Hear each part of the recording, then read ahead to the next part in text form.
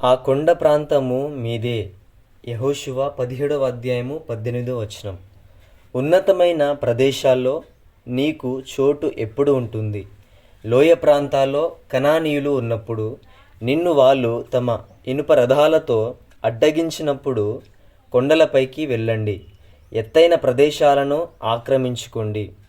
దేవుని కోసం నువ్విక పని చేయలేని సమయం వచ్చేస్తే పనిచేసే వాళ్ళ కోసం ప్రార్థన చెయ్యి. ఈ లోకాన్ని ప్రసంగాల ద్వారా ఊపేయడం నీకు కుదరకపోతే నీ ప్రార్థన ద్వారా పరలోకాన్ని ఊపేయి.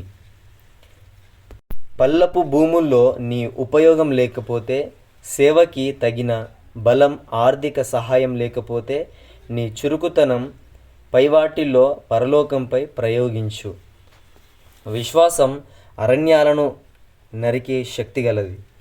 కొండ ప్రాంతాలు నివాసానికి ఎంత శ్రేష్టమైనవో తెలిసినప్పటికీ అరణ్యాలు నిన్న ఆ కొండల్ని నివాసయోగ్యంగా చేయడానికి, ఆ అడవుల్ని నరకడానికి యోసేపు సంతానానికి ధైర్యం చాలేది కాదు.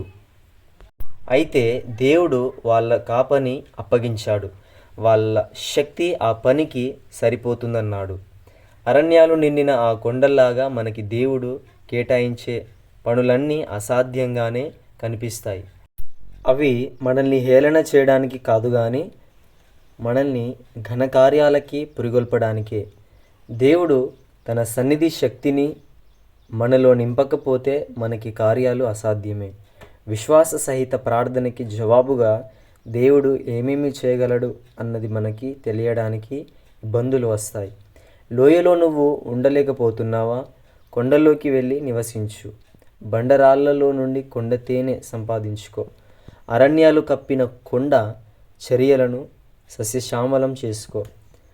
మనం దాటలేమనే నదులున్నాయా? తొలచలేమని వదిలేసిన పర్వతాలున్నాయా?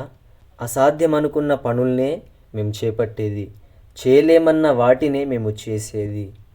Praise lord.